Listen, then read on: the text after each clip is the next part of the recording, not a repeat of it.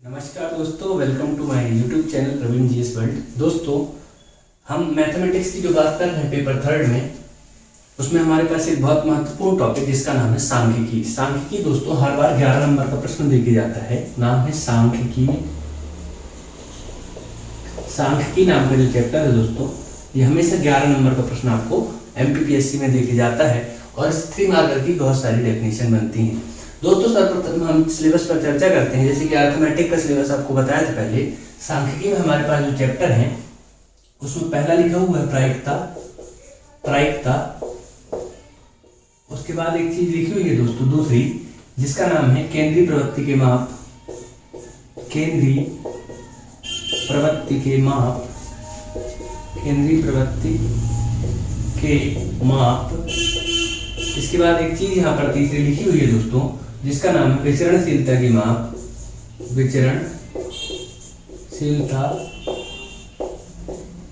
विचरणशीलता की माप। इसके बाद यहाँ पर एक चीज लिखी हुई है दोस्तों, जिसका नाम है आपका प्रादर्श के प्रकार। इतनी सारी चीजें आपके पास सिलेबस में हैं। यहाँ पर केंद्रीय प्रवृत्ति के माप में आपको माध्य, माध्यिका, बहुलक भी है, मीन, मीडियन, मोड भी है आपको। तो यहाँ पर इतनी सारी चीजें आपके पास सिलेबस में दी हुई हैं। यहाँ पर एक एक करके हम चीजों पर चर्चा करेंगे। सांख्यिकी अपने आप में एक बहुत बड़ा चैप्टर होता है दोस्तों, इसमें से कुछ हमको बेसिक नॉलेज एमपीपीएससी के लिए चाहिए होता है। तो सांख्यिकी पर चर्चा स्टार्ट करेंगे और प्रायिकता को हम लास्ट में पढ़ लेंगे, क्योंकि प्रायिकता में कुछ टर्मिनोलॉजी जो यूज होती है वो सांख्यिकी से निकल कर आती है। तो पहले हम सांख्यिकी को पढ़ेंगे। सांख्यिकी में केंद्रीय प्रवृत्ति के माप, ये और ये 3-4 टॉपिक हम यहाँ पर कवर करने वाले हैं। तो आइए एक एक करके इन टॉपिक पर चर्चा करते हैं और देखते हैं कि कैसे यहाँ पर किस तरह के प्रश्न बन सकते हैं और क्या क्या यहाँ पर आपको देखने को मिल सकता है। तो सांख्यिकी के पहले सर्वप्रथम ये बेसिक लेक्चर है दोस्तों। बेसिक लेक्चर में आपको बताया जाएगा कि यहाँ पर थ्योरेटिकल प्रश्न क्या क्या बन सकते हैं और थ्योरेटिकल प्रश्न भी यहाँ पर बनने की पूरी संभावना होती है। तो थ्योरेटिकल प्रश्न कौन कौन से बनेंगे और कैसे आपको इसको डील करना है, उस पर हम चर्चा करते हैं। सबसे पहले अगर दोस्तों सांख्यिकी की बात आती है तो इसमें एक 3 मार्कर सबसे पहले बनता है कि सांख्यिकी की डेफिनेशन बता दो। तो दोस्तों सांख्यिकी की डेफिनेशन क्या है? ये गणित की एक शाखा है दोस्तों। क्या है? गणित की एक शाखा है जिस पर हम क्या करते हैं कि अर्थपूर्ण सूचनाएं क्या करते हैं? अर्थपूर्ण सूचनाएं उपलब्ध कराने से संबंधित अध्ययन। अर्थपूर्ण सूचना उपलब्ध कराने से संबंधित अध्ययन जहां हम गणित जिस शाखा में करते हैं दोस्तों, उसका नाम है सांख्यिकी। तो बहुत महत्वपूर्ण डेफिनेशन आप याद रखेंगे कि सांख्यिकी क्या है। तो सांख्यिकी वह है दोस्तों जिसमें अर्थपूर्ण सूचनाएं उपलब्ध कराने के संबंधित अध्ययन गणित की जिस शाखा में किया जाता है, वो शाखा क्या है? सांख्यिकी। सांख्यिकी के पिता कहे जाते हैं दोस्तों, पिता या आधुनिक सांख्यिकी के जनक जिसको बोलते हैं, जनक, वो कहे जाते हैं दोस्तों रोनाल्ड फिशर को आधुनिक सांख्यिकी का जनक कहा जाता है। तो रोनाल्ड फिशर को आधुनिक सांख्यिकी का जनक कहा जाता है दोस्तों। तो आप ये चीजें बेसिक यहाँ पर याद रखेंगे। अब यहाँ पर सांख्यिकी की बेसिक चीजें हुई है दोस्तों। अब यहाँ पर 1-2 टर्मिनोलॉजी आती है जो आपको बहुत महत्वपूर्ण याद रखनी पड़ती है। सबसे पहले एक टर्मिनोलॉजी आती है दोस्तों जिसका नाम है आंकड़े। क्या? बार बार आपको हर जगह देखने मिलेंगे आंकड़े। क्या मिलेंगे? आंकड़े क्या होते हैं दोस्तों? आंकड़े। तो आंकड़े दोस्तों ये होते हैं तथ्य जो अपन एकत्रित करते हैं। क्या करते हैं? जो अपन तथ्य एकत्रित करते हैं जो संख्यात्मक रूप में या अन्य रूप में हो सकते हैं। जो भी तथ्य एकत्रित किए जाते हैं सूचनाओं के उद्देश्य से, किससे? सूचनाओं के उद्देश्य से जो तथ्य जो है तो एकत्रित किए जाते हैं उनको हम आंकड़े कहते हैं। तो यहाँ पर आंकड़े क्या है दोस्तों? तथ्य है। क्या है? तथ्य एकत्रित जो किए जाते हैं, ये क्या है? आंकड़े हैं दोस्तों। यहाँ पर आंकड़े विभिन्न प्रकार के होते हैं, तो उनको हम अलग अलग रूप में देखते हैं। आंकड़े आप समझ गए, आंकड़े अर्थात डाटा इसको बोला जाता है। डाटा, आंकड़े, रॉ मटेरियल डाटा आपको दिखाया जाता है कहीं पर भी। आंकड़े कैसे होते हैं? जैसे आप देखते हैं क्रिकेट मैच के आंकड़े या अपने स्कूल के अंकों के आंकड़े। तो ये सारी चीजें क्या है? आंकड़े हैं दोस्तों। आंकड़े यहाँ पर आंकड़ों की कोई डेफिनेशन नहीं विशेष, क्या है? तथ्य एकत्रित किए जाते हैं, संख्यात्मक या अन्य रूप में हो सकते हैं। अन्य रूप में हो सकते हैं, जो सूचना उपलब्ध कराते हैं। क्या करते हैं, हमको आंकड़े अगर कहीं एकत्रित थे तो हमको क्या होगा, सूचनाएं यहाँ पर मिल जाएंगी। आंकड़ों का डिवीजन होता है दोस्तों, आंकड़ों के प्रकार होते हैं। इसके कई अलग अलग तरह से प्रकार होते हैं। एक तो इसका प्रकार होता है दोस्तों जिसको बोलते हैं प्राथमिक आंकड़े। एक तो इसको बोलते हैं यहाँ पर द्वितीयक आंकड़े या गौण आंकड़े, द्वितीयक। ये सेकेंडरी आंकड़े, ये प्राइमरी डाटा, सेकेंडरी डाटा, द्वितीयक आंकड़े। इसके बाद और यहाँ पर अगर डेफिनेशन मेन तो दो ही होते हैं। अगर आप होते हैं एक मात्रात्मक आंकड़े, क्या होते हैं, मात्रात्मक। एक होते हैं गुणात्मक, क्या होते हैं, गुणात्मक आंकड़े। आइए एक एक करके इनको समझाता हूँ मैं आपको, आप अपनी पेन कॉपी के माध्यम से अपने नोट्स बनाते रहेंगे। प्राथमिक आंकड़े क्या होते हैं दोस्तों, जब कोई प्रेक्षक करता है, मान के लिए मैं प्रेक्षक करता हूँ, प्रेक्षण कर रहा हूँ, तो मैं क्या करूंगा दोस्तों कि मैं जाऊंगा सीधे कहीं पर भी और वहां से आंकड़े एकत्रित जब करता हूँ और वो जो आंकड़े मेरे को मिल जाते हैं वो सीधे क्या कहलाते हैं, प्राथमिक आंकड़े कहलाते हैं। जैसे मैं आपसे जनरली कहीं कक्षा में जाऊंगा और जनरली आपसे पूछ लूंगा कि आपके प्री में कितने मार्क्स हैं, तो ये आंकड़े मैंने खुद एकत्रित किए, तो क्या हो गया, आपके प्राइमरी आंकड़े कहला गए। मैं कहीं पे जाऊँ, अपने बिजली का बिल देख लूँ हर महीने का घर में ही, तो यहाँ पर जो बिजली का बिल हर महीने का देखा, तो मैंने खुद जाके उसको ऑब्जर्व किया, तो यहाँ पर जो खुद प्रेक्षक जब स्वयं, प्रेक्षक बोलते हैं, प्रेक्षक जब स्वयं आंकड़े एकत्रित करता है, आंकड़े एकत्रित करे, तो उसको क्या बोलते हैं, प्राथमिक आंकड़े बोलते हैं। कहीं पर भी आप समझते हैं, प्रेक्षक समझते हैं, अब क्या होता है, ऑब्जर्वर होता है। जैसे मैं कहीं जाऊं और कहीं जांच करने जाऊं, वहां से आंकड़े एकत्रित करूं, किसी स्कूल में जाऊं, कहीं पर भी जाऊं, वहां पर नंबर पूछूं, तो क्या होते हैं, प्राथमिक आंकड़े। द्वितीयक आंकड़े क्या होते हैं दोस्तों, जहां पहले से ही आंकड़े उपलब्ध हो, वहां से हम कोई सूचना निकाल लें। जैसे आपको पता रहता है क्रिकेट मैच के आप आंकड़े देखते रहते हैं, तो वहां पर क्या होता है, क्रिकेट मैच के आंकड़े पेपर वाले निकाल के आपको देते हैं, तो आपके पास जो आंकड़ा है वो द्वितीयक, आप तो स्वयं जाके एकत्रित नहीं कर रहे हैं। तो यहाँ पर क्या होता है कि जहां पर पहले से सूचना उपलब्ध हो, क्या हो, पहले से सूचनाएं उपलब्ध हो, वहां से आंकड़े आपको उठा लेना, वो क्या कहलाएगा, द्वितीयक आंकड़े कहलाएगा। प्राथमिक आंकड़े होते हैं, द्वितीयक आंकड़े होते हैं। इस तरह से मात्रात्मक आंकड़े या गुणात्मक आंकड़े भी अगर आपको 3 मार्कर में पूछ लिए, 3 मार्कर 5 मार्कर में आंकड़ों की परिभाषा और पूरे प्रकार पूछ ले, तो मात्रात्मक आंकड़े क्या होते हैं दोस्तों, मात्रात्मक आंकड़े क्या होते हैं आपके पास, मात्रात्मक आंकड़े वो होते हैं दोस्तों जिनको मतलब संख्यात्मक रूप में व्यक्त किया जा सके, या फिर जिन आंकड़ों से किसी मात्रा का बोध होता है, जिन आंकड़ों से किसी मात्रा का बोध होता है, किसी क्वांटिटी को बताते हैं, किसी मात्रा को बताते हैं। जैसे लंबाई, चौड़ाई, द्रव्यमान, ये सब क्या है दोस्तों, मात्रात्मक आंकड़े हैं। ये क्या है, मात्रात्मक आंकड़े हैं। ये सब क्या है, मात्रात्मक आंकड़े हैं। ये सब आपकी लंबाई मीटर, किलोमीटर आदि में होगी। तो जिन आंकड़ों से किसी मात्रा का बोध होता है वो क्या कहलाते हैं, मात्रात्मक आंकड़े। और जिन आंकड़ों से किसी के गुण का बोध होता है, किसका, गुण का बोध होता है। गुण का बोध कैसे होगा दोस्तों, जैसे किसी का कलर बताया जा रहा है, रंग बताया जा रहा है, किसी की नागरिकता बता रही है, जाति बताई जा रही है, तो ये क्या है, रंग बताया जा रहा है, नागरिकता, ये भारत का नागरिक, ये भी तो आंकड़ा है, जाति बताई जा रही है, ये ब्राह्मण है, वैश्य है, क्षत्रिय है, ये है। तो ये क्या है, यहाँ पर अलग अलग तरह की चीजें यहाँ पर आंकड़ों के संबंध में आपको बताई जा रही हैं। तो आपको प्राथमिक आंकड़े, द्वितीयक आंकड़े, मात्रात्मक आंकड़े, गुणात्मक आंकड़े, ये सब प्रकार के आंकड़े आपको याद रखना है दोस्तों। सांख्यिकी में टर्मिनोलॉजी की बात, कुछ टर्मिनोलॉजी और आती है जिन पर हम चर्चा करने जा रहे हैं। तो आंकड़े आपको पता होने चाहिए। आंकड़े क्या होते हैं कि तथ्य जो एकत्रित किए जाते हैं, किसी सूचना ग्रहण करने के उद्देश्य से अगर कोई तथ्य एकत्रित किया जाता है तो वो क्या कहलाएंगे, आपके आंकड़े कहलाएंगे। अब यहाँ पर चलते हैं आगे, और आगे आपसे बात करता हूँ कुछ और टर्मिनोलॉजी जो सांख्यिकी के अंतर्गत आती है। बहुत सारी टर्मिनोलॉजी, थ्योरेटिकल लेक्चर होता है, सांख्यिकी का बहुत बड़ा लेक्चर होता है दोस्तों। तो यहाँ पर सांख्यिकी में आप अगर आगे जाएंगे तो आपको एक चीज मिलती है यहाँ पर, जिसका क्या नाम है, जिसका नाम है दोस्तों आपका एक शब्द मिलता है आपको, बारंबारता। क्या मिलता है, बारंबारता, ठीक है, बारंबारता मिलता है।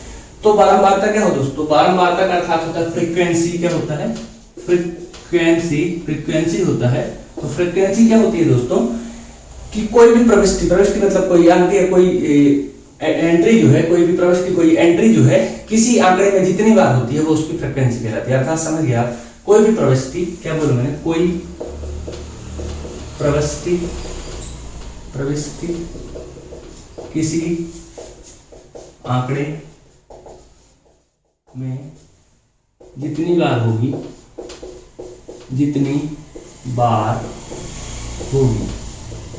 कोई भी प्रविष्टि किसी आंकड़े में जितनी बार होगी वो उसकी क्या कहलाएगी, बारंबारता कहलाएगी। अर्थात जैसे कोई अंक यहाँ पर लिखे हुए आंकड़े दिए हुए हैं कि आपको मान के लिए किसी फुटबॉल मैच में किसी खिलाड़ी द्वारा गोल किए गए 2, 1, 3, 5, 2, 7, 3, 2, 6। तो यहाँ पर क्या है दोस्तों कि यहाँ पर देखिए 2 की बारंबारता कितनी है, 1, 2, 3। तो 2 की बारंबारता 3 बार है, तो यहाँ पर 2 की बारंबारता 3 बार है, तो ये क्या है, 2 की प्रविष्टि कितने बार, 3 बार। तो कोई भी प्रविष्टि किसी आंकड़े में जितनी बार होगी वो उसकी बारंबारता कहलाएगी। 2 की बारंबारता कितनी है, 3 है, 2 कितनी बार है, 3 बार है, 1, 2, 3 बार है। तो इसको ऐसे प्रदर्शित करते हैं, ठीक है। तो इसको ऐसे प्रदर्शित करते हैं। और बारंबारता अभी सारणी आपको बताऊंगा, बारंबारता आवंटन क्या होता है। दोस्तों कोई भी प्रविष्टि जितनी बार होती है उसको बारंबारता कहते हैं। अब यहाँ पर एक चीज समझिए कि बारंबारता क्या कहती है, बारंबारता का चिन्ह या मिलान चिन्ह जिसको बोलते हैं, मिलान चिन्ह, ये भी आपको समझना है। इसको बोलते हैं टैली मार्क, ठीक है। टैली मार्क इंग्लिश में बोलते हैं, तो आपको इसको भी समझना है। दोस्तों क्या होता है, जैसे यहाँ पर और डिजिट रख लेता हूं, 1, 5, 3, 7, 1, 2, ये अगर मैंने रख दी प्रविष्टि यहाँ पर। अब अगर इसकी मैं बारंबारता सारणी टेलीमार्क बनाऊं या फिर इसके मिलान चिन्ह अगर बनाना चाहूं तो यहाँ पर मैं लिखूंगा सब, यहाँ पर कौन कौन सी प्रविष्टि, 1, 2, 3, 5, तो 1, 2, 3, 5, फिर 7, इस तरह की प्रविष्टि यहाँ पर दी हुई है। 6 भी है तो 6 पहले लिख दो, 5, 6 और 7, ठीक है। अगर इस तरह की प्रविष्टि आपको दी हुई है तो अब आपको क्या करना है, इसके सामने 1 कितनी बार आया है, 1, तो 1 को काट दो, फिर 2, तो 2 बार आया है। तो इसको कैसे लिखते हैं दोस्तों, 2 लाइन खींचते हैं, 1, 2। ये बहुत महत्वपूर्ण आपके लिए नहीं है, पर बेसिकली अगर कहीं पर आ जाता है आप समझने के लिए ठीक है।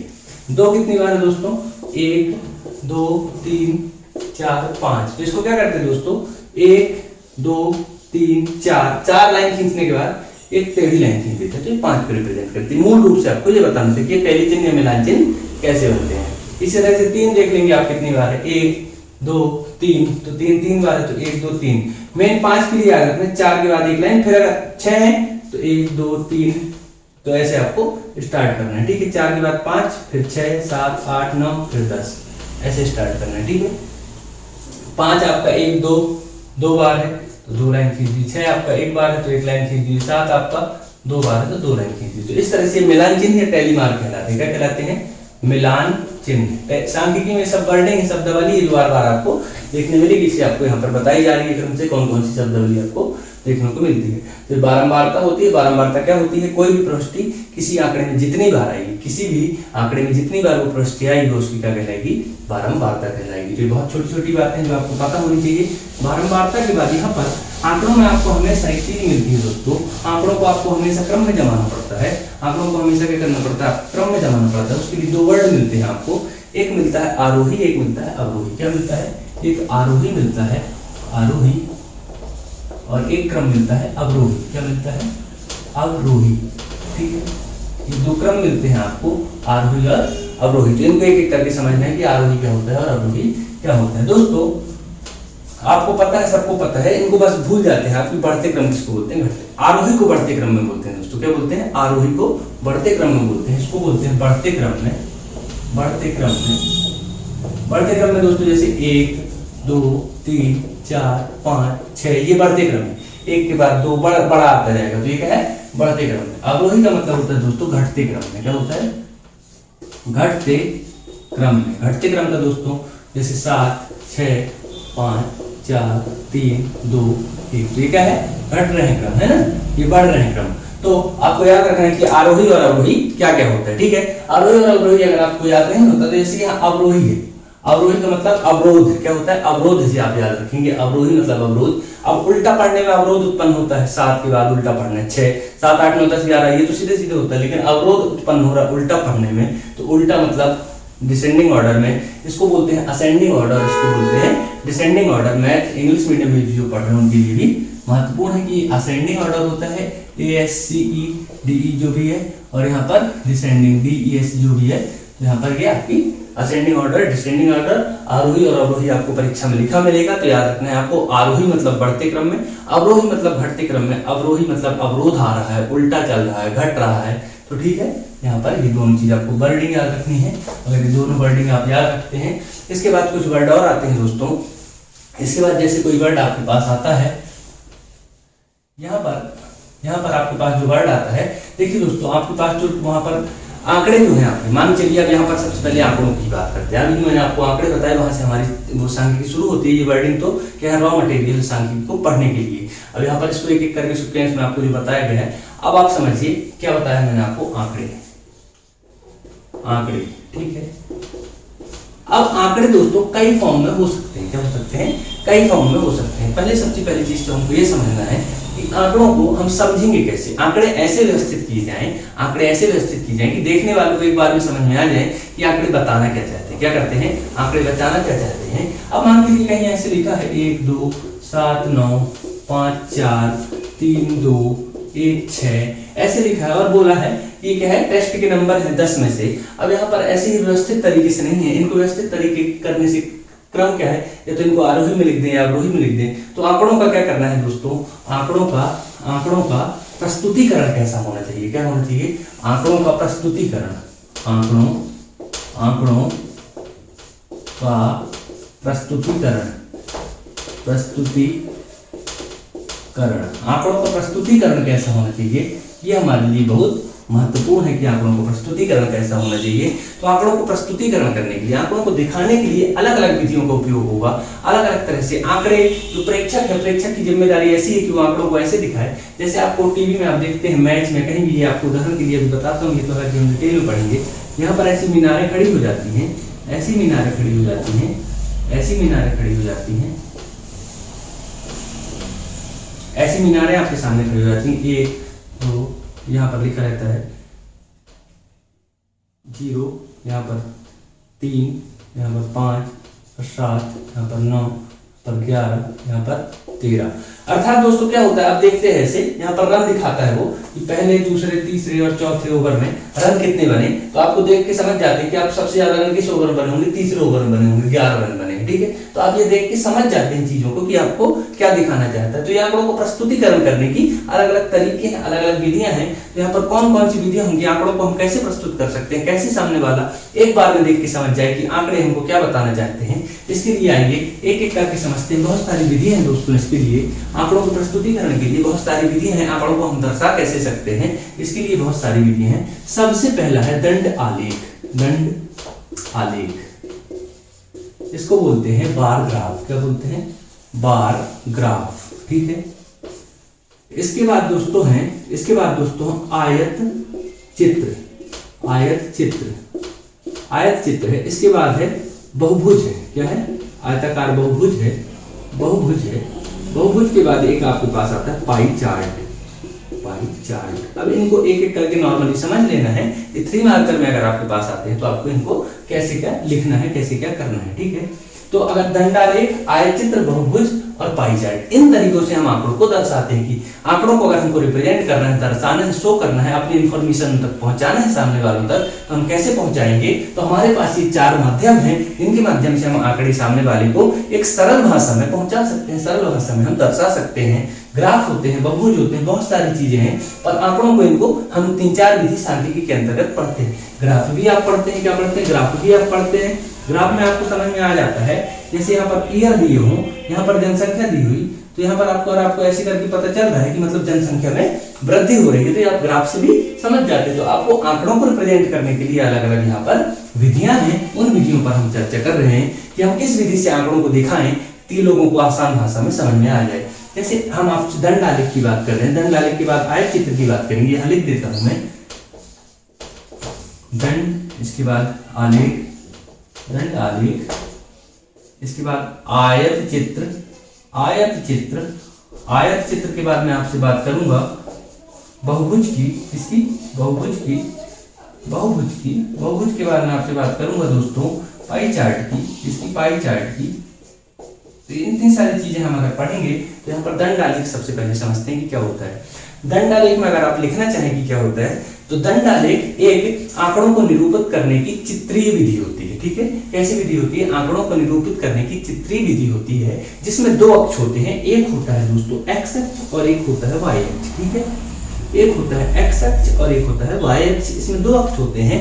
एक अक्ष पर आंकड़ों को या बारंबारताओं को निरूपित किया जाता है, किसी भी अक्ष पर। इस अक्ष पर अगर आप बारंबारताओं को निरूपित करते हैं तो यहाँ पर लिख देते हैं आप 0, 5, 10, 15, 20, 25। इस अक्ष पर आप बारंबारताओं को निरूपित करते हैं इस अक्ष पर, और इस अक्ष पर दंड को निरूपित करते हैं। क्या निरूपित करते हैं? दंड। ऐसे दंड बनते हैं दोस्तों, ये दंड बोले जाते हैं। दंड अर्थात डंडा जैसे एक आकृति बनाई जाती है, ठीक है।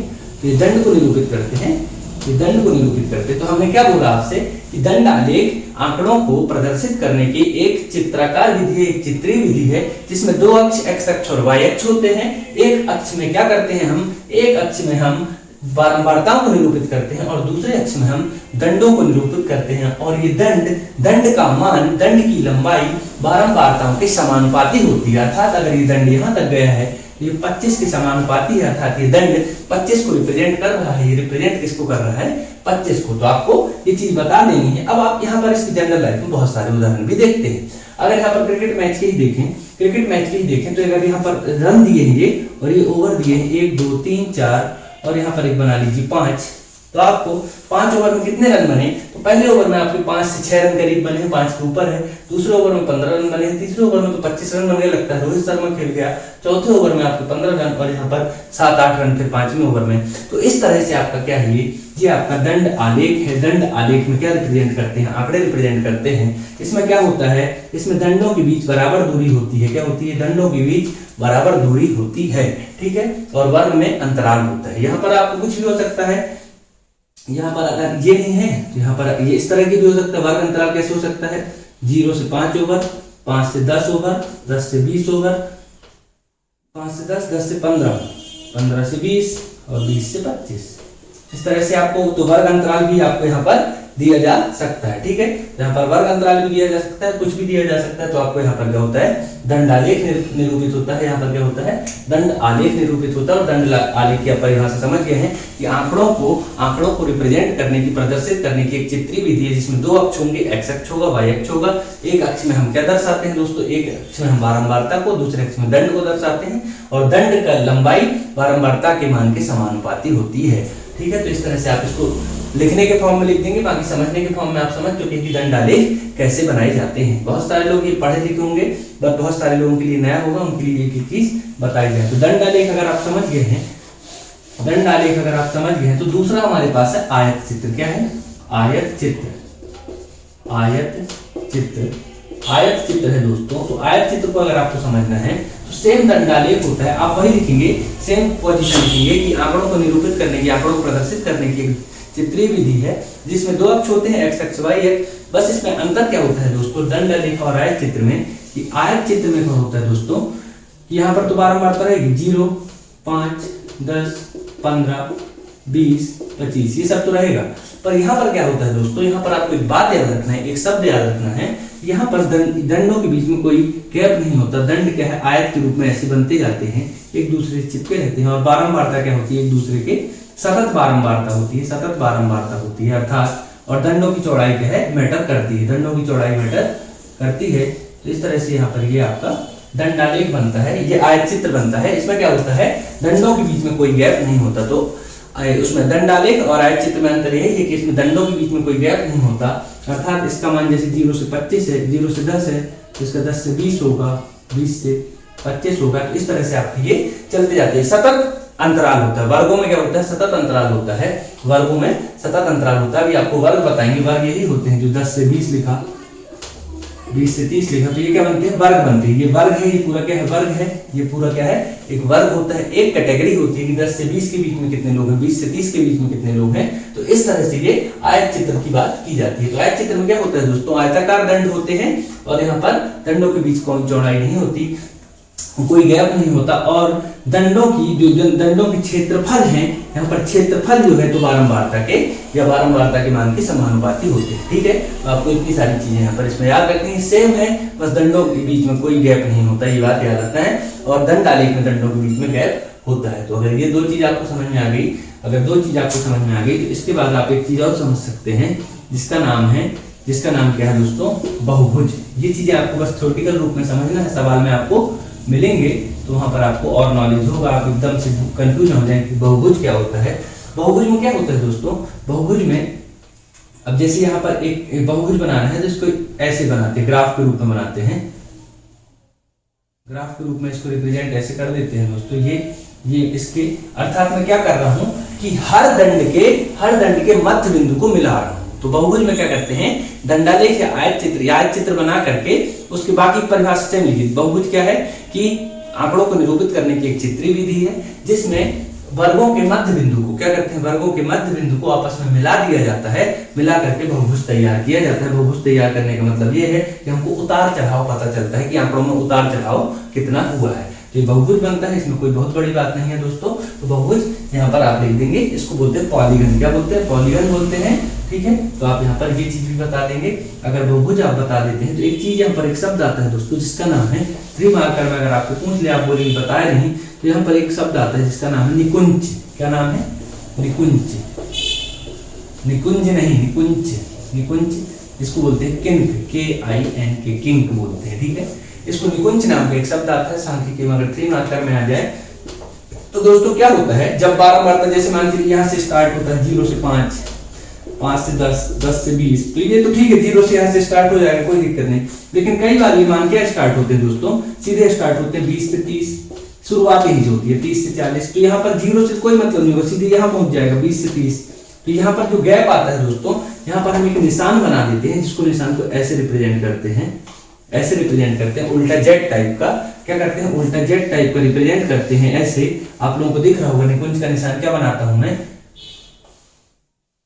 ऐसे करके एक निशान बनाता हूं जो यहाँ पर 0 के बगल से इसको दर्शाता है खाली स्थान को। तो आपको लिखना है जब बारंबारता का मान 0 से स्टार्ट नहीं होता, 0 से स्टार्ट नहीं होता, तो बारंबारता में इस तरह का निशान बना दिया जाता है, दंडालेख में इस तरह का निशान बना दिया जाता है। ये निशान बना देंगे और इसको निकुंज या किंक कहा जाता है, ठीक है। तो ये बहुत छोटी सी बात है जिसको आप अगर 3 मार्कर में आता है तो लिखना ना भूलें, और भूले ना यहाँ पर अगर 0 से स्टार्ट नहीं होता तो इस तरह का निशान बना दिया जाता है। तो इस तरह की चीजें अगर छोटी छोटी आती हैं तो बहुभुज भी आप बता देंगे, निकुंज भी आप बता देंगे। अब आता है दोस्तों पाई चार्ट। क्या आता है, पाई चार्ट आता है। पाई चार्ट तो आप भली भांति जानते हैं, आप MPPSC में हर सब्जेक्ट में पाई चार्ट का यूज करते हैं। कोई भी चीज आपको, जैसे आपके वायुमंडल का संगठन पूछ लेता है, आप उसके लिए पाई चार्ट बना देते हैं। आपसे गैसों की मात्रा पूछ लेता है, उसके लिए पाई चार्ट बना देते हैं। जनसंख्या में जाति का प्रतिशत पूछ लेता है, उसके लिए पाई चार्ट बना देते हैं। आपसे लोकसभा में सीट पूछ लेता है कि किस जाति की कितनी सीट है, आपसे पूछ लेता है किस पार्टी की कितनी सीट है, तो आप क्या करते हैं, एक ऐसे यहाँ पर क्या बता रहा हूँ मैं आपको, पाई चार्ट। क्या बता रहा हूँ, पाई चार्ट। तो आंकड़ों को निरूपित करने की ये भी एक विधि है। अब यहाँ पर एक गोला है, यहाँ पर एक गोला है, गोला आप अपने हिसाब से बना लेना सही। अब यहाँ पर अगर मैं कहूँ कि लोकसभा में बीजेपी 333 सीट है, जितनी भी हैं लोकसभा में 333 हैं, तो आप ये समझ रहे हैं ये पूरा कितने सीट को रिप्रेजेंट कर रहा है, 543, 543 सीट को रिप्रेजेंट कर रहा है। तो अगर 543 तो इसमें 333 अर्थात बहुत ज्यादा, तो आपको क्या करते हैं, ऐसे करके लगभग 50% से भी ज्यादा है, तो आप 50% इसका आधा होता है। आप कोई गोला है इसका 50% कितना होगा, आधा। इसको क्या बोलते हैं आप लोग, सेमी सर्कल बोलते हैं, शायद सेमी सर्कल, ठीक है, हाफ सर्कल बोलते हैं। इसको यहाँ से काट देते हैं तो इसको क्या बोलते हैं, क्वार्टर सर्कल बोलते हैं। क्या बोलते हैं, क्वार्टर सर्कल बोलते हैं। इसको पूरे वाले को फुल सर्कल बोलते हैं। कुछ लोग सोच रहे हैं इसको हाफ सर्कल बोलते हैं, इसको क्वार्टर सर्कल बोलते हैं, तो इसको खंबा बोलते होंगे। खंबा नहीं बोलते हैं, इसको क्या बोलते हैं, फुल सर्कल बोलते हैं। ज्यादा कंफ्यूज होने की जरूरत नहीं, याद आ जाती है लोगों की, क्वार्टर की बात कर रहे हैं, हाफ की, तो खंबा की क्यों नहीं कर रहे। तो यहाँ पर क्या होता है, अब यहाँ पर 543 में 330 या 333 अगर बीजेपी के पास है, तो यहाँ पर 50% से ज्यादा अर्थात इतना मार्जिन तो बीजेपी लिखती चली गई। यहाँ पर लिख दोगे बीजेपी। कांग्रेस के पास 57 है अर्थात बहुत कम है, तो यहाँ पर 57 लिख दोगे। यहाँ पर और पार्टियां लिख दोगे, जो भी हैं, जो भी दल हैं, छोटे छोटे दल। यहाँ पर मान चलिए सपा है, यहाँ पर बसपा है, यहाँ पर आप है, ये छोटी छोटी। तो आपको यहाँ पर इसको देख के क्या समझ में आ जाता है कि यहाँ पर सबसे ज्यादा सीट बीजेपी की, जो पाई चार्ट देख के आपको आंकड़ा समझ में आ जाता है कि सबसे ज्यादा बीजेपी के पास होंगी। तो इस तरह से अलग अलग कलर से भी बना दिए जाते हैं, अलग अलग कलर से बना दिए जाते हैं। तो ये क्या होता है, पाई चार्ट होता है, जिससे भी आपके आंकड़े निरूपित किए जाते हैं। पाई चार्ट हमारे सिलेबस में नहीं है हालांकि, फिर भी आपको बता दिया ताकि अगर आपको आ जाए कि आंकड़े निरूपित करने की कौन कौन सी विधि है, तो आप इसको भी लिख सकें। तो अगर इतनी सारी बातें आपकी समझ में आ गई हैं, एक शब्द यहाँ पर आया था बार बार, वर्ग। तो वर्ग की बात करते हैं, जैसे मैंने आपको बताया था 0 से 10, 10 से 20, तो ये क्या कहलाते हैं दोस्तों, वर्ग कहलाते हैं। ए वर्ग अर्थात क्लास कहलाते हैं। 0 से 10 के बीच में अगर 5 लड़के हैं, अर्थात 0 से 10 के बीच में नंबर पाने वाले 5 है, 10 से 20 के बीच में नंबर पाने वाले 10 हैं। तो इस तरह से आपके पास नहीं आते कई बार आंकड़े कि इतने से इतने बीच वाले ये हैं, इतने से इतने के बीच वाले ये हैं, तो ये वर्ग कहलाता है दोस्तों। ये क्या कहलाता है, वर्ग कहलाता है। और ये वर्ग की निम्न सीमा, ये वर्ग की उच्च सीमा, ये क्या कहलाती है, निम्न सीमा, निम्न सीमा, ये कहलाती है ऊपरी सीमा, ऊपरी सीमा। और इन दोनों के बीच का जो अंतर आ जाएगा 20 में से 10 का अंतर, तो ऊपरी सीमा माइनस निम्न सीमा, ये क्या कहलाता है, वर्ग माप, वर्ग माप। ये वर्ग की चौड़ाई अगर आपसे बोलते हैं कई बार, चौड़ाई, वर्ग के माप या वर्ग की चौड़ाई, ऊपरी सीमा से निम्न सीमा को हटा देंगे तो आपको वर्ग माप या वर्ग की चौड़ाई यहाँ पर निकल कर आ जाएगी। तो इतनी सारी टर्मिनोलॉजी, इतने सारे शब्द हैं, आपको ये सारी चीजें आपको जनरली समझ में आ गई होंगी। अगर शांति को स्टार्ट करूंगा तो ये सारी बेसिक टर्मिनोलॉजी है जो आपको समझने की आवश्यकता है। अब दोस्तों हमारे पास जो टॉपिक है, हमारे पास जो सिलेबस में दिया गया है, अगर इतनी सारी चीजें आपको समझ में आ गई हैं, बहुत सारी चीजें आपको बताई हैं मैंने, जो भी चीजें आपको बताई हैं उनको एक बार रिवीजन करता हूँ, फटाक से रिवीजन कर देता हूँ, आपको अब भी समझ में आ जाएगा। ठीक है, आपको क्या क्या बताया है दोस्तों, मैंने आपको सबसे पहले आपके यहाँ बताया सांख्यिकी की परिभाषा, क्या बताया, सांख्यिकी की परिभाषा। उसके बाद मैंने आपको बताया आंकड़े, उसके बाद मैंने आपको बताया आंकड़े, आंकड़े के बाद मैंने आपको बताया अवरोही आरोही, आरोही अवरोही। इसके बाद मैंने आपको बताया है दोस्तों, इसके बाद मैंने आपको बताया है कि प्रस्तुतिकरण आंकड़ों का, प्रस्तुतिकरण आंकड़ों को प्रस्तुतिकरण बताया है। इसके बाद प्रस्तुतिकरण में आपको 3 चीजें 4 चीजें बता दी हैं। इसके बाद आपको वर्ग आदि बताया है। ठीक है, तो इतनी सारी चीजें अभी तक हमने देखी। मुझे लगता है आपको कोई कंफ्यूजन नहीं होगा, आपको वीडियो को फिर से देख लेनी चाहिए। और अगर आपको ये वीडियो समझ में आता है, पसंद आता है, तो लाइक और सब्सक्राइब भी जरूर करना चाहिए। तो अगर लाइक और सब्सक्राइब कर देते हैं तो और ज्यादा समझ में आने लगता है और उनका पीएचडी भी निकल जाता है। ठीक है, तो अब यहाँ पर आइए सांख्यिकी में, इसके बाद हम आते हैं यहाँ पर जो हमारे पास टॉपिक दिया हुआ है जिसका नाम है केंद्रीय प्रवृत्ति के माप। क्या नाम है, केंद्रीय प्रवृत्ति के माप। इसको बोलते हैं सेंट्रल टेंडेंसी, है ना, मेजरमेंट ऑफ सेंट्रल टेंडेंसी। केंद्रीय प्रवृत्ति का मतलब होता है सेंट्रल टेंडेंसी, किसी चीज के सेंट्रल। अभी इसको पूरी बात को मैं समझाता हूँ। इसमें आपको 3 चीज दी है, माध्य, इसमें आपको माध्यिका और बहुलक, ये 3 चीजें आपको दी हुई है सिलेबस में। ठीक है, इतनी सारी चीजें आपको दी हुई हैं सिलेबस में केंद्रीय प्रवृत्ति के माप को ज्ञात करने के लिए। ठीक है, अगर आपको केंद्रीय प्रवृत्ति का माप ज्ञात करना है तो इतनी सारी चीजें सबसे पहले तो आपको पता होनी चाहिए। और आपको आइए एक करके बहुत आराम से समझिएगा। सिलेबस यहाँ से स्टार्ट होता है, बाकी का जो बताया वो रॉ मटेरियल था। 3 मार्कर में उनसे कोई प्रश्न पूछा जा सकता है, 5 में भी अगर थ्योरी में पूछा जाए तो लिख देंगे। और इन सारी चीजों में वो सारे वर्ड यूज होंगे। क्या होंगे, इन सारी चीजों में वो सारे वर्ड यूज होंगे, तो आपको नए नहीं लगेंगे अगर आपने वीडियो को शुरू से देखा है। ठीक है, तो यहाँ पर वीडियो को देखते जाइए। माध्य, माध्यिका और बहुलक। सबसे पहले केंद्रीय प्रवृत्ति की माप क्या होती है, केंद्रीय प्रवृत्ति की माप हम कैसे निकालते हैं, क्यों निकालते हैं, ये बात महत्वपूर्ण है दोस्तों। हमारे पास आंकड़े दिए होते हैं, बहुत सारे आंकड़े दिए होते हैं। मान के लिए आंकड़े आपके पास दिए हुए हैं, मान के लिए आपसे यहाँ पर आंकड़े दिए हुए हैं कि विराट कोहली ने 100 वनडे मैचों में इतने इतने रन बनाए। अब लिख देता हूँ कितने कितने रन बनाए, 130, 4, 12, 52, 39, 114, 19, 77, 61, 6, 17, 121, 32, 39। इस तरह से विराट कोहली 100 मैच में कितने रन बनाए, अभी लिख पाना मुश्किल है, ये लिख पाना मुश्किल है और देख पाना भी मुश्किल है। अब मान चलिए विराट कोहली का भी सिलेक्शन नहीं हुआ था टीम इंडिया में और उसने इतने घरेलू मैचों में रन बनाए थे। ठीक है, अगर इतने घरेलू मैचों में रन बनाए थे और उसका सिलेक्शन नहीं हुआ था, अब सिलेक्टर्स को चाहिए कि हमको पता करना है विराट कोहली कैसा खिलाड़ी है। तो सिलेक्टर ऐसे पन्ना खोल तो नहीं बैठेगा और बैठ जाएगी 100 मैच में कितने रन बनाए थे, 1 मैच में कितने बनाए, 2 में कितने बनाए, 3 में कितने बनाए, 4 में कितने बनाए। सिलेक्टर का ये काम नहीं है। वो क्या करते हैं दोस्तों, वो बोलते हैं विराट कोहली कैसा बल्लेबाज है, तो बोलते हैं विराट कोहली का औसत लगभग 58 का है घरेलू मैचों में। कितने का है, 58 का है घरेलू मैचों में। बोले बढ़िया औसत है यार लड़के का, इसको तो खिलाना चाहिए। 58 का औसत से क्या मतलब है दोस्तों, विराट कोहली ने 100 मैच खेले हैं, 100 मैच में हर मैच में लगभग 58 रन बनाए हैं हर मैच में लगभग। अब किसी में 4 भी बनाए हैं, किसी में 52 बनाए, किसी में 121, किसी में 130, पर लगभग हर मैच में कितने रन बना दिए हैं विराट कोहली ने?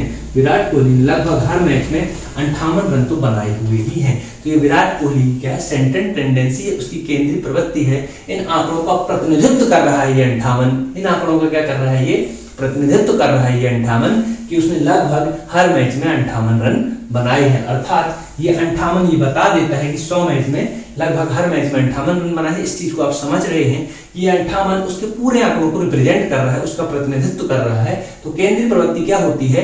आंकड़ों का प्रतिनिधित्व करने वाला अंक होता है, संख्या होती है। आंकड़ों का प्रतिनिधित्व करने वाली संख्या केंद्रीय प्रवृत्ति कहलाती है, जिसमें आंकड़ों के समस्त मानों का सार निहित होता है। जैसे 100 मैचों का सार सिर्फ इस 58 में निहित है, उसका 58। किसी बॉलर का इकोनॉमी रेट पूछ लिया जाता है कि इसका इकोनॉमी रेट क्या है, तो कोई बोल देता है इसका इकोनॉमी रेट 5.2 है। अर्थात इसने अपने हर जीवन के हर ओवर में लगभग 5.2 रन दिए हैं, इससे ज्यादा रन नहीं दिए, तो अच्छा इकोनॉमी रेट है। किसी बॉलर का औसत गेंदबाजी विकेट कितना है? मान के लिए बुमराह ने 100 मैच में से 124 विकेट लिए हैं, तो आपको यहाँ पर क्या कर दिया? इसको सीधे सीधे आपको यहाँ पर इसका औसत या इकोनॉमी रेट बताने के लिए इसको डिवाइड करके निकाल देता है। तो आपको यहाँ पर सेंट्रल टेंडेंसी पहली चीज समझ जानी चाहिए कि ये क्या होती है? किसी भी आंकड़ों का प्रतिनिधित्व करती है। बहुत सारे आंकड़े हैं, उसके लिए एक आंकड़ा दे दिया जाएगा, तो वो उस आंकड़े का प्रतिनिधित्व करेगा। उसका सेंट्रल टेंडेंसी अर्थात केंद्रीय प्रवृत्ति बताएगा कि इन सब आंकड़े इसके इर्द गिर्द हैं। क्या है? इसके इर्द गिर्द हैं, इसके इर्द गिर्द फैले हुए हैं। तो ये आपका क्या कहलाता है? केंद्रीय प्रवृत्ति कहलाता है, केंद्रीय प्रवृत्ति की माप कहलाती है। ठीक है, अगर आपको ये बहुत सरल टर्मिनोलॉजी समझ में आ गई है, तो अब आइए आगे आपको एक एक करके चीजें आपको बताते हैं कि कैसे कैसे आपको क्या क्या याद करना। अब देखिए, अगर केंद्रीय प्रवृत्ति आ गई है, तो केंद्रीय प्रवृत्ति जो आंकड़ों का सेंट्रलाइजेशन निकालना है, आंकड़ों का प्रतिनिधित्व करने वाला अंक निकालना है, इसके लिए हमारे पास 3 विधि है। एक तो माध्य है, एक तो माध्यिका है और एक बहुलक है। क्या क्या है? माध्य है, माध्यिका है और बहुलक है। दोस्तों, माध्य, माध्यिका और बहुलक ये हमको तीनों 2 प्रकार की चीजों के लिए निकालना है। कितने प्रकार की चीजों के लिए निकालना है? 2 प्रकार की चीजों के लिए निकालना है, जिसका नाम क्या क्या है? ये चीज आपको समझनी होगी कि हम इसको किस किस तरह की चीज के लिए निकालेंगे। तो पहला हम इसको निकालते हैं अवर्गीकृत आंकड़ों के लिए। इसके लिए अवर्गीकृत आंकड़ों के लिए और दूसरा इसको हम निकालते हैं दोस्तों वर्गीकृत आंकड़ों के लिए। वर्गीकृत आंकड़ों के लिए तो हमको माध्य, माध्यिका, बहुलक, जो ये अब समझ गए आप माध्य, माध्यिका, बहुलक क्या है? किसी आंकड़े का एक सेंट्रल पॉइंट बता देगा कि ये इसका सेंट्रल पॉइंट है, इसकी सेंट्रल टेंडेंसी है। उस आंकड़े से आप समझ जाएंगे कि आंकड़े का वैल्यू क्या है, आंकड़े का मान क्या है, आंकड़े की औकात क्या है। ठीक है, तो माध्य, माध्यिका, बहुलक उसकी सेंट्रल टेंडेंसी अर्थात केंद्रीय प्रवृत्ति को बताते हैं। ये 2 प्रकार से हम निकालते हैं। 2 प्रकार के आंकड़े हमारे पास होते हैं, एक अवर्गीकृत आंकड़े होते हैं, एक वर्गीकृत आंकड़े होते हैं। अवर्गीकृत आंकड़े क्या होते हैं? जनरली समझ लीजिए, जहां पर कोई वर्ग नहीं दिया होगा, आंकड़े ऐसे लिखे रहते हैं, 1 2 3 4 ऐसे लिखे रहते हैं। और वर्गीकृत में क्या होगा? एक वर्ग दिया होगा, जैसे 0 से 5, 5 से 10, 10 से 20, ये वर्ग दिया होगा। तो इस तरह के आंकड़ों के लिए अलग माध्य, माध्यिका, बहुलक निकलेगा, और इस तरह आंकड़ों के लिए अलग तरीके से माध्य, माध्यिका, बहुलक निकलेगा। और दोनों तरीकों के लिए हम एक एक करके जानेंगे कि माध्य, माध्यिका और बहुलक कैसे निकलेगा। तो आइए एक एक करके समझते हैं। मुझे लगता है ये बेसिक चीज जो है आपको वो समझ में आ गई होगी। तो अब आइए माध्य, माध्यिका, बहुलक को एक एक करके समझेंगे और दोनों प्रकार के आंकड़ों के लिए समझने की कोशिश करते हैं। ठीक है, अब यहाँ पर अगर मैं अवर्गीकृत आंकड़ों के लिए सबसे पहले बात करूंगा, तीनों चीज माध्य, माध्यिका, बहुलक, ये बहुत छोटे टॉपिक होगा। तो अगर अवर्गीकृत आंकड़ों के लिए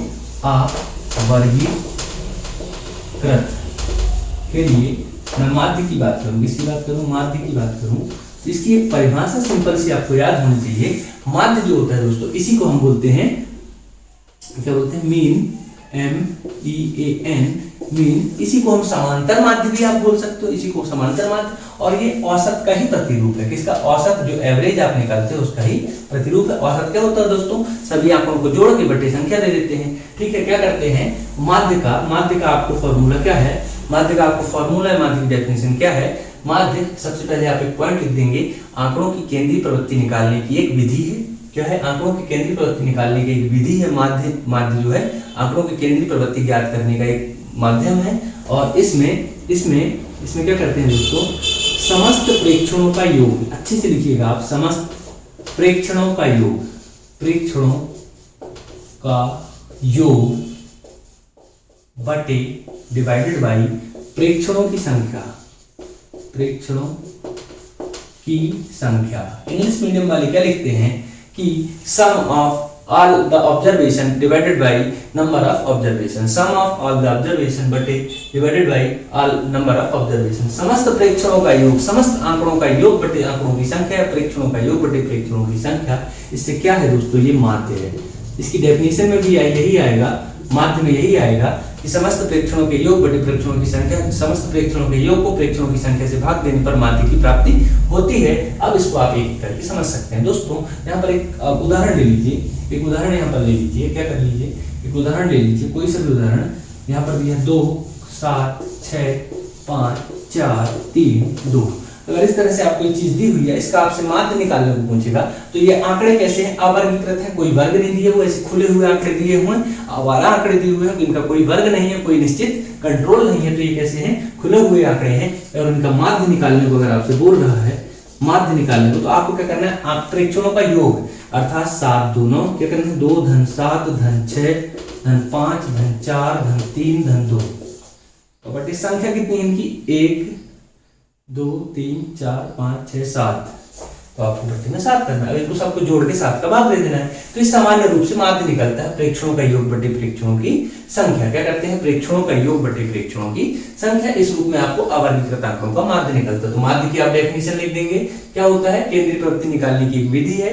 इसका मान क्या होता है कि समस्त प्रेक्षणों का योग बटे प्रेक्षणों की संख्या, प्रेक्षणों की संख्या को n मान लेते हैं, क्या मान लेते हैं, n मान लेते हैं। तो इस तरह से आपका एक फॉर्मूला बन जाता है अवर्गीकृत आंकड़ों के लिए। तो अवर्गीकृत आंकड़ों के लिए आप सिंपल रूप से माध्य यहाँ पर निकाल सकते हैं। माध्य में मुझे लगता है कोई दिक्कत नहीं होगी। अवर्गीकृत आंकड़ों के लिए, अभी वर्गीकृत आंकड़ों के लिए हम इसके बहुत डिटेल में जाएंगे, तब वहां से निकलेगा। माध्य निकालने के लिए ऐसे ही माध्य या औसत निकाल आता है दोस्तों। यहाँ पर आपको माध्य, जैसे आपको क्रिकेट का बताया, बच्चों की छात्र संख्या का बताना है कि इसके स्कूल का रिजल्ट लगभग कितना आया है, तो सबके परसेंटेज मार्क जोड़ के उसमें बच्चों को भाग दे देते हैं। तो बोल देते हैं हमारे स्कूल का रिजल्ट 80% रहा, 80% रहा। तो इस सब चीजें निकालने के लिए आंकड़ों का आप ये समझिए कि टेंडेंसी बताता है, सेंट्रल टेंडेंसी बताता है, ये माध्य बताता है कि आंकड़े किस ओर अग्रसर है, आंकड़ों का वैल्यू क्या है, आंकड़ों की औकात क्या है, ये बताने के लिए, सेंट्रल टेंडेंसी बताने के लिए यहाँ पर इन चीजों का यूज होता है। तो अवर्गीकृत आंकड़ों के लिए अगर आप माध्य पढ़ चुके हैं, तो अब आगे छोटे छोटे टॉपिक इनको कंप्लीट पहले अवर्गीकृत आंकड़ों के लिए करते हैं। इसके लिए हम बहुत सारे प्रश्न लगाएंगे, आप बिल्कुल टेंशन मत लें। दूसरा टॉपिक हमारे पास आता है, क्या आता है, दूसरा आता है माध्यिका। क्या आता है, माध्यिका। माध्यिका आता है दोस्तों। माध्यिका क्या होता है, माध्यिका एक ऐसा अंक होता है जो आंकड़ों को 2 बराबर भागों में विभाजित कर देता है। बस एक लाइन की डेफिनेशन लिख देना कि माध्यिका एक ऐसा अंक होता है जो आंकड़ों को 2 बराबर भागों में विभाजित कर देता है, या माध्यिका एक ऐसा अंक होता है, माध्यिका एक ऐसा अंक होता है जो आंकड़ों के एकदम बीचों बीच होता है। अब आपको जो आरोही अवरोही बताया था, माध्यिका में वो इंपॉर्टेंट होता है। जब भी आप किसी की माध्यिका निकालते हैं तो आंकड़ों को आरोही या अवरोही में लिखना पड़ता है। माध्यिका की डेफिनेशन क्या बताया आपको, आंकड़ों को 2 बराबर भागों में, आंकड़ों को 2 बराबर भागों में विभाजित करने वाला अंक, विभाजित करने वाला अंक। ठीक है, इस तरह से आपका यहाँ पर क्या निकलता है, माध्यिका निकलता है। और माध्यिका जो है दोस्तों क्या है, आरोही या अवरोही क्रम में जमाने के बाद आंकड़ों को बराबर यहाँ पर निकालना है। अब जैसे मान के लिए कोई यहाँ पर मैं आंकड़े लिखता हूँ, कोई भी अवर्गीकृत आंकड़ों के लिए, तो अवर्गीकृत लिखता हूँ 2 3 7 5 9 4 6 1 2 3 4 5 6 7। अब इन आंकड़ों को अगर माध्यिका निकालना है तो सबसे पहले आरोही या अवरोही में जमा दीजिए। आरोही या अवरोही अर्थात मैं आरोही में जमाऊं तो 2 3 4 5 6 7 और 9, इस तरह से हमारे आंकड़े हैं जिनको मैंने बढ़ते क्रम में जमा लिया है। अब इसके लिए दोस्तों, अब इसके लिए क्या करना है, हमको इसकी माध्यिका निकालना है। तो यहाँ पर से बीचों बीच का अंक है, अर्थात बराबर 2 भागों में विभाजित कर रहा है, तो ये हो जाएगी माध्यिका। तो माध्यिका क्या आएगी, माध्यिका बराबर 5। इस तरह से इसको निकालते हैं। अब इसके फॉर्मूले, अब यहाँ पर 7 अंक थे तो आपने बीचों बीच के अंक निकाल दिया, आपने बीचों बीच का अंक निकाल दिया। तो आपको बीचों बीच का अंक आपने कैसे निकाली, टोटल नंबर कितने थे, ये टोटल नंबर कितने थे, ठीक है, इनको n बोलते हैं। तो ये टोटल नंबर n, तो n + 1/2, n + 1/2 ये फॉर्मूला होता है विषम संख्याओं के लिए। आपको दोनों के लिए बता देता हूँ, विषम संख्याओं के लिए और सम संख्याओं के लिए। विषम संख्याओं के लिए माध्यिका कैसे निकालना है, अभी आपको इसका उदाहरण भी बता दिया। विषम संख्या हो, अगर n क्या हो, विषम, n क्या हो, विषम हो, तब आपके लिए फॉर्मूला है n + 1/2 वे प्रेक्षण का मान, प्रेक्षण का मान, ठीक है। अर्थात देख लीजिए, फिर से देख लीजिए, 1 3 5 7 9, ठीक है। इस तरह से आपको आंकड़े दिए हैं। अब यहाँ पर ये क्या है, आरोही क्रम में जमे भी है, कोई दिक्कत नहीं। तो यहाँ पर आपको मैंने बोला n + 1/2 वे प्रेक्षण, ये 5 अंक है अर्थात विषम है। तो यहाँ पर क्या करूंगा मैं, 1 3 यहाँ पर क्या कर दूंगा, बीचों बीच का अंक है, ये 5 है तो आपको पता चल जाएगा। पर हमको ऐसे नहीं निकालना, हमको फॉर्मूला में मान रखना है 1 2 3 4 5। तो 5 धन 1/2, तो 5 और 1 6/2 अर्थात 3। तो तीनवे प्रेक्षण का मान ये लिखना है, 3 मत लिख देना आंसर में, 3वें मत लिख देना, 3वें प्रेक्षण का मान। तो इस आंकड़े में जो 3वां प्रेक्षण है, 1 2 3, 3वां प्रेक्षण 5 अर्थात 5 इसकी माध्यिका होगी। तो ये फॉर्मूला n + 1/2 वे प्रेक्षण का मान, ये जरूर याद रखना है कि n + 1/2 वे प्रेक्षण का मान याद आपको रखना है। तो ये आपका विषम संख्याओं के लिए माध्यिका निकालने का फॉर्मूला है। अब सम संख्याओं के लिए चलते हैं, क्या करते हैं, सम संख्याओं के लिए फॉर्मूला देखते हैं। सम संख्याओं के लिए n अगर सम संख्या है, क्या है, n अगर सम संख्या है तो फॉर्मूला क्या होगा, n अगर सम संख्या फॉर्मूला क्या होगा, तो n/2 वे प्रेक्षण का मान, प्रेक्षण प्लस n/2 + 1 वे प्रेक्षण का मान। प्रेक्षण का मान हर बार जरूर लिखना, /2 क्या करना है, n/2 वे प्रेक्षण का मान, n/2 वे प्रेक्षण का मान प्लस n/2 + 1 वे प्रेक्षण का मान। तो अभी इसको समझ लीजिए कि कैसे निकालते हैं। मान के लिए दिया हुआ है 3 2 1 5, ठीक है। अब इसकी माध्यिका निकालना है, छोटा इसलिए ले रहा हूं कि अभी आपको जल्दी से उदाहरण के रूप में समझा दूं। अभी तो हम बहुत सारे सवाल करेंगे। 3 2 1 5 अगर ये आपको दिया है, इससे आपको माध्यिका निकालना है। तो यहाँ पर 4 अंक है, तो सेंट्रल का कोई अंक तो कर नहीं है जिसको दोनों आंकड़ों को बराबर भागों में विभाजित कर दे। तो यहाँ पर क्या कह रहा है, n/2 में, n कितना है, 4 है, तो 4/2 वे प्रेक्षण का मान, 4/2 में प्लस 4/2 + 1 वे प्रेक्षण का मान /2। तो क्या है, 4/2 में मतलब 2वें प्लस 4/2 4 2 एकम 3 वे प्रेक्षण का मान /2। तो इस तरह से आपको निकालना है। अब यहाँ पर मैंने क्या कर दिया इसको कि यहाँ पर क्या कर देता हूँ मैं इसको कि 2वें और 3 5वें 2वें प्रेक्षण का मान कौन सा है, 2, और 3वें प्रेक्षण का मान कौन सा है, 1। तो 2 धन 1/2, तो 3/2 अर्थात यहाँ पर आ जाएगा 1.5। यहाँ पर क्या आ जाएगा 1.5। हालांकि अभी इसको असेंडिंग और डिसेंडिंग ऑर्डर में जमा की चीज करनी है, तो मैंने आपको उदाहरण के लिए बता दी। तो ये आपका फॉर्मूला क्या है, n/2 वे प्रेक्षण का मान प्लस n/2 + 1 वे प्रेक्षण का मान। ये क्या है, माध्यिका का फॉर्मूला है। तो आपको ये चीज याद रखनी है, बहुत बड़ी बात नहीं है, बहुत बड़ी बात नहीं है। इसको बोलते हैं मीडियन। क्या बोलते हैं, माध्यिका को मीडियन बोलते हैं। अब एक शब्द आता है जिसका नाम है मोड या बहुलक। क्या आता है, बहुलक। बहुलक को मोड बोलते हैं। क्या बोलते हैं, बहुलक। बहुलक यानी बहु यानी बहुत बार आना। क्या ना, बहु यानी तुम्हारी हमारी बहु नहीं, बहुत बार आना, बहुत बार आना। ये डेफिनेशन नहीं लिखना, मैंने आपको समझाने के लिए बता दिया कि बहुत बार आना अर्थात कोई भी प्रविष्टि आंकड़े में जितनी बार आती है वो उसका बहुलक कहलाती है। क्या कहलाती है, वो उसका बहुलक कहलाती है। अर्थात अगर हम कोई प्रविष्टि लिखूं 2 3 5 7 2 6 2 9 11 2, अब यहाँ पर इस आंकड़े में सर्वाधिक बार कौन सी प्रविष्टि आएगी वो उसका बहुलक कहलाएगी। यहाँ पर 2 3 2, तो 2 2 2 2, ये 5 बार आया है, तो 5 बहुलक नहीं कहलाएगा, 2 इस प्रविष्टि का बहुलक कहलाएगा। इसका अगर बहुलक ज्ञात करना है तो बहुलक बराबर 2, बहुलक बराबर 2। तो जो अंक सर्वाधिक बार आता है उसका बहुलक कहलाता है। इसको बोलते हैं मोड, MODE। ठीक है, कोई बड़ी बात नहीं है। तो आपको ये चीजें याद रख लेनी है। माध्य, माध्यिका, बहुलक, अवर्गीकृत आंकड़ों के लिए हम ऐसे निकालते हैं, बहुत सरल से फॉर्मूले थे। माध्य कैसे निकालते हैं, आंकड़ों का योग बटे आंकड़ों की संख्या, ठीक है, कोई दिक्कत नहीं है।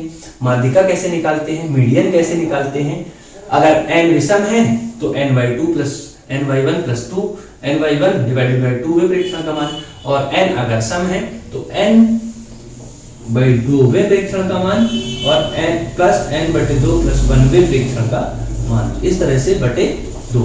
ये चीजें आपको फॉर्मूला याद है। और बहुलक आपको बता ही दिया कैसे निकालते हैं कि जो प्रविष्टि सर्वाधिक बार आई है वो उसका बहुलक कहलाती है। तो ये इतनी सारी चीजें हैं, इतनी सरल सरल सी चीजें हैं। अगर आपको ये चीजें याद हो जाती हैं तो सांख्यिकी का बेसिक यहाँ पर खत्म होता है। अगले लेक्चर से हम इससे संबंधित प्रश्न लगाना चालू कर देंगे। तो बहुत बहुत धन्यवाद। आप मेरे इस चैनल को सब्सक्राइब जरूर करें, अपने दोस्तों के साथ शेयर करें और वीडियो को लाइक जरूर करें।